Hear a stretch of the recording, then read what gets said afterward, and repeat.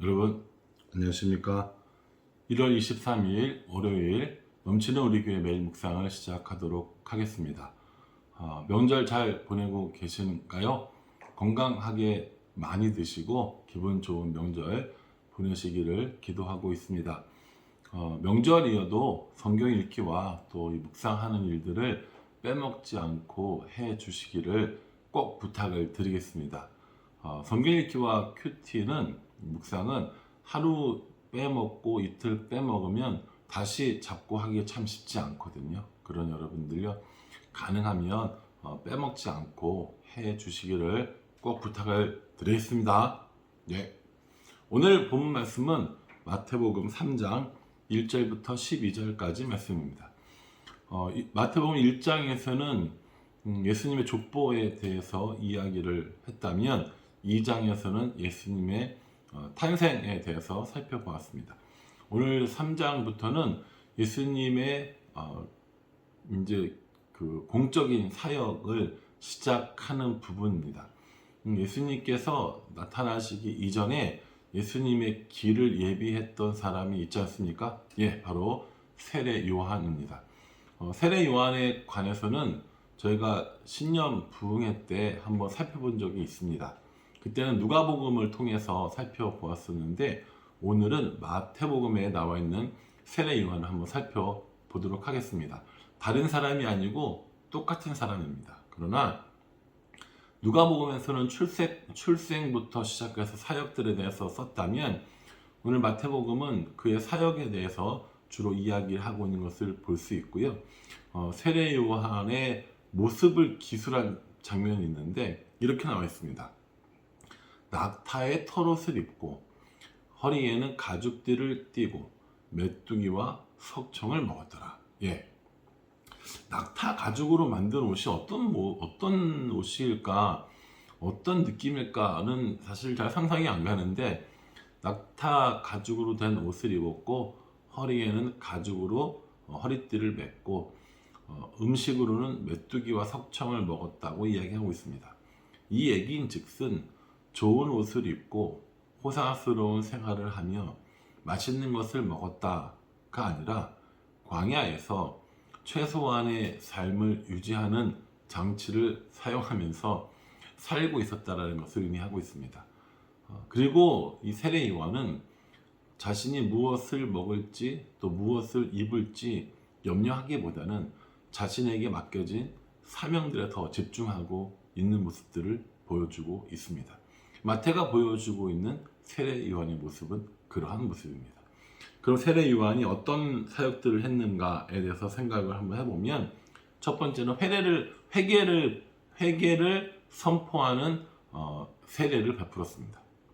두 번째는 예수님의 길을 예비하는 광야에서 외치는 자의 소리로서의 사역을 했고요. 세 번째는 예수님께 세례를 베푸는 일을 했습니다. 우리가 그 신년 부흥회 때 살펴보았듯이 광야에 외치는 자의 삶을 살면서 그는 자기 자신을 드러내기보다 예수님을 드러내는 삶을 살았던 것을 볼 수 있습니다. 이렇게 회개의 세례를 베풀고 광야에 외치는 자의 소리로 살고 예수님께 세례를 베풀었던 이 세례 요한이 어떠한 설교, 어떠한 메시지를 했는지 오늘 본문을 통해서 한번 살펴보고자 합니다. 먼저 2절 말씀에 보면 회개하라 천국이 가까이 왔느니라 라고 이렇게 회개를 선포하는 것을 볼 수가 있습니다. 세례 요한이 이렇게 회개를 선포하고 또 사람들에게 회개의 세례를 주니까 많은 사람들이 몰려왔어요. 6절 말씀에 보면, 5절 말씀에 보면 예루살렘과 온 유대와 요단강 사방에서 다 그에게 나와 이렇게 얘기합니다.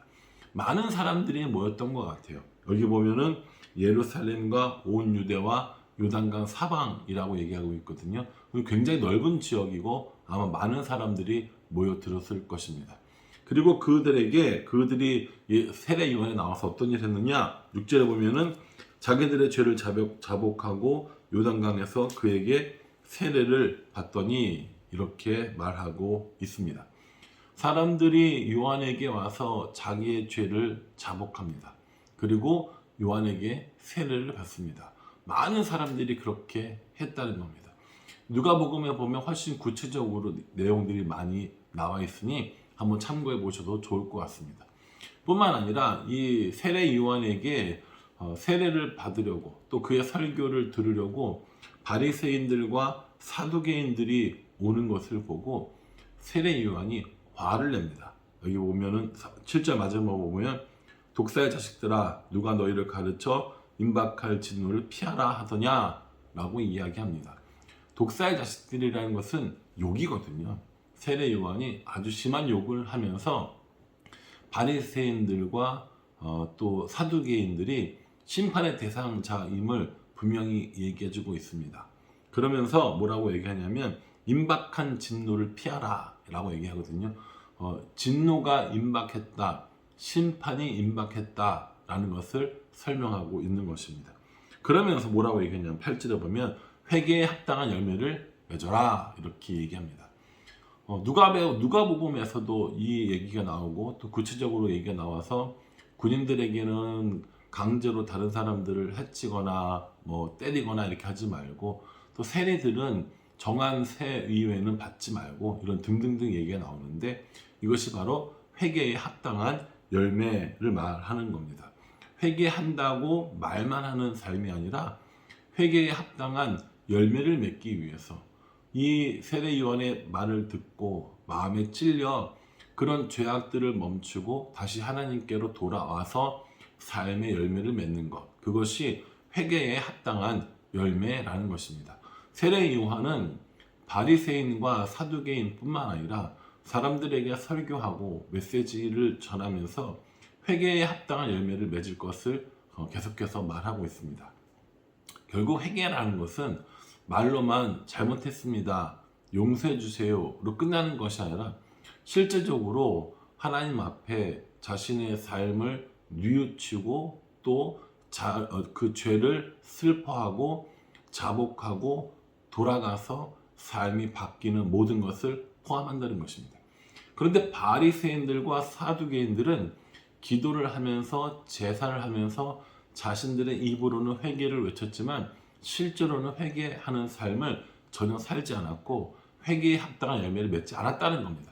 그러니까 회개에 합당한 열매를 맺으라 라고 이야기했다는 겁니다. 바리새인들과 서기관들이 사두개인들이 자신들의 속으로 뭐라고 얘기했냐면 난 아브라함의 자손이야 라고 얘기했다는 거예요. 아브라함의 자손이면 뭐요? 아브라함 자손이 뭡니까? 구원받은, 선택받은 이스라엘 백성이라는 의미잖아요. 그러니까 자신들이 회개에 합당한 열매를 맺지 않고 살아도 자신들은 아브라함의 자손이기 때문에 자신들은 구원받을 수 있다라는 생각을 하고 있었다는 거죠. 이거 사실은 바리새인들과 사두개인뿐만 아니라 우리들의 자녀들도 마찬가지입니다. 우리 아빠가 목사님인데 우리 부모님이 뭐 교회 중직자인데 우리 부모님이 교회에서 일 많이 하시는데 그러니 나도 당연히 구원이 선물로 주어지겠지 이렇게 생각하는 사람들이 없을 것 같죠? 아닙니다. 제가 성경 공부를 하고 복음을 전해보면 실제로 구원의 확신을 가지고 있지 않으면서 자신의 가문이 몇 대째 그리스도인 가문임을, 기독교 가문임을 이야기하고 아버지가 뭐 누구고 뭐 어머니가 누구고 할아버지가 누구고 이런 얘기 참 많이 하는 거 들어봅니다. 근데 그게 뭐요? 그건 아무 의미가 없다는 거예요. 아브라함의 자손이 중요하냐? 야, 이 돌들로도 아브라함의 자손 만들 수 있어 라고 이야기하시는 게 바로 이 세례 요한의 목소리입니다. 가지고 있는 자격 아무것도 아니라는 겁니다. 가지고 있는 소유는 그 사람을 표현할 수 없다고 이야기합니다. 진짜 하나님을 만나고 진짜 자신의 죄가 구원받으려면 앞으로 소개할 내 뒤에 오실 이를 만나야 할 것을 우리에게 말씀해 주고 있습니다. 10절에는 이미 도끼가 이렇게 얘기하면서 나무 뿌리에 놓여 있으니 이렇게 얘기합니다. 이미 도끼가 나무 뿌리에 놓여 있다. 이 얘기인 것은요. 심판이 임박하다는 거예요. 심판의 때가 얼마 남지 않았기 때문에 언제 심판이 이루어질지 몰라, 언제 뭐 메시아가 올지도 몰라, 이런 생각을 하고 있을 수 없다라는 겁니다. 그러면서 자신과 예수님, 다시 말해서 자신의 뒤에 올 자에 대해서 설명을 하고 있습니다. 11절 말씀을 보면 나는 너희로 회개하게 하기 위하여 물로 세례를 베풀거니와 내 뒤에 오시는 이는 나보다 능력이 많으시니 나는 그의 신을 들기도 감당하지 못하겠노라. 그는 성령과 불로 너에게 세례를 베푸실 것이요 라고 말씀하고 있습니다. 세례 요한 자신은 회개를 위한 세례를 베풉니다. 뭘 통해서요? 물을 통해서요. 그런데 내 뒤에 오시는 이, 바로 예수님 말하는 거죠. 예수님께서는 구원의 세례를 베푸신다고 말씀하십니다. 무엇으로요? 불과 성령으로. 이 불과 성령으로 세례를 베푸시는 예수님의 길을 예비하는 것이 자신의 길임을 분명히 알려주었습니다. 예수님께서 이렇게 불과 성령으로 구원을 위해서 세례를 베푸시는데 그 이유가 뭐냐면 마지막 12절에 나와 있는 손에 키를 들고 자기의 타작마당을 정하게 하사 알곡은 모아 곳간에 들이고 쭉정이는 꺼지지 않는 불에 태우시리라. 이것이 바로 심판대라는 거죠. 알곡과 가라지를 이렇게 구별하여서 가라지는 불에 태우고 알곡은 곳간에 넣고 이런 일을 하실 때가 얼마 남지 않았다. 이미 도끼가 나무 뿌리에 놓여져 있다. 그러니 회개의 세례를 받고 내 뒤에 오시는 예수님을 통하여 불과 성령의 세례를 받고 구원받아야 한다 라고 하는 것이 세례 요한의 메시지였다는 겁니다. 사랑하는 성도 여러분, 오늘 이 말씀을 묵상하면서 어떤 말씀에 딱 눈이 꽂히시던가요? 저는 오늘 이 말씀 중에 세례 요한이 자신이 주인공이 아님을 분명히 알고 있었다라는 사실에 다시 한번 은혜를 받았습니다. 내가 주인공이고 내가 주인이고 내가 다 할 수 있고 라고 세례 요한을 생각하지 않았습니다. 자신의 할 일도 분명히 알고 있었고 자신의 한계도 분명히 알고 있었다는 겁니다. 세례 요한은 자신이 주인공이 아니라는 사실을 알고 있었어요. 자신은 예수님의 길을 예비하는 자이고 회개의 세례를 통해서 예수님으로 사람들을 인도하는 역할을 담당하는 사람이었습니다. 저도 세례 요한과 같은 이런 사역들을 했으면 좋겠습니다. 자칫 잘못하다 보면 성도들이 예뻐라 해주고 성도들이 잘한다 해주는 게 진짜고 정말이고 나를 칭찬하는 거라고 생각해서 오만하고 교만한 마음이 들기 쉬운 게 바로 제가 아닐까 생각합니다. 성도님들이 예쁘다, 좋다, 잘한다 칭찬해 줄 때마다 마음이 으쓱으쓱하고 기분이 좋아서 헤헤헤 웃고 하는 것이 아니라 내가 이 사역의 주인공이 내가 되면 안 되는데 예수님이 사역의 주인공이 되셔야 되는데 나는 광야에서 외치는 자의 소리이고 사람들을 예수님께로 인도하는 사람이라는 것, 그것이 내 한계라는 것을 분명히 깨달아야 하는데 라고 생각해야 하지 않을까 생각합니다. 또 하나는 회개에 합당한 열매를 맺으라는 말씀입니다. 이 말씀은 세례 요한의 가장 핵심적인 설계 주제이기도 했죠. 그 말씀을 보면서 나는 회개에 합당한 열매를 맺고 있는가? 라는 생각을 해보게 되었습니다. 독사의 자식들아 라는 소리를 들었던 바리새인이나 사두개인이 나일지도 모른다는 생각도 해보았습니다. 저 역시 입으로만 회개하고 마음으로 돌이키고 삶과 행동이 변화되는 일에 주저하고 또 하지 않았다면 저 역시 사두개인이고 저 역시 바리새인일 수밖에 없다는 겁니다. 그래서 내가 정말 회개에 합당한 열매를 맺고 있는가 한번 생각해 보려고 합니다. 저도 사실은 여러 가지로 이 회개에 합당한 열매를 맺어야 할 것들이 많이 있는데 그러지 못하는 부분들이 있는 것 같아요. 그래서 다시 한번 오늘 이 말씀 묵상하면서 회개에 합당한 열매를 맺는 삶을 살기를 기도해 보려고 합니다. 여러분 오늘도 이 말씀 묵상하면서 여러분 각자에게 주어진 말씀, 여러분들 삶에 적용할 말씀이 무엇인지 찾아보고 그 말씀을 따라 살아갈 수 있기를 주님의 이름으로 축복합니다. 기도하겠습니다. 하나님, 예수님의 사역을 준비하는 세례 요한은 낙타 털옷을 입고 허리에 가죽띠를 띠고 메뚜기와 석청을 먹고 살았습니다. 얼마나 좋은 음식이었을 것이며 얼마나 좋은 옷이었겠습니까? 세례 요한은 무엇을 마실까, 무엇을 먹을까, 무엇을 입을까 염려한 것이 아니라 자신의 사역을 위해서 최선을 다했습니다. 사람들에게 회개의 세례를 베풀어주고 예수님의 길을 예비하는 광야의 소리로 살아가며 또한 예수님께 세례를 베푸는 모습들을 보게 됩니다.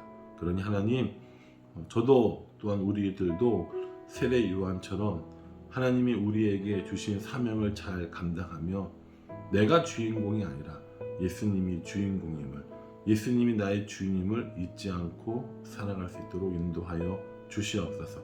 뿐만 아니라 회개에 합당한 열매를 맺기 원합니다. 하나님, 죄악을 멈추고 돌아서며 또 그 잘못된 것들에게서 보상할 수 있는 마음을 허락해 주시고 회개에 합당한 열매를 매일같이 맺으며 살아갈 수 있도록 인도하여 주시옵소서. 하나님, 내일까지 명절입니다. 많은 성도들이 오고 가는 일들이 있을 터인데 안전하게 다닐 수 있도록 또 즐거운 마음으로 다닐 수 있도록 하나님께서 인도하여 주시옵소서. 예수님의 이름으로 기도합니다. 아멘. 예, 여러분, 매일같이 계속해서 묵상해 주시고요. 또 가족들과 기쁜 마음, 평안한 명절 보내시기를 기도하겠습니다. 감사합니다.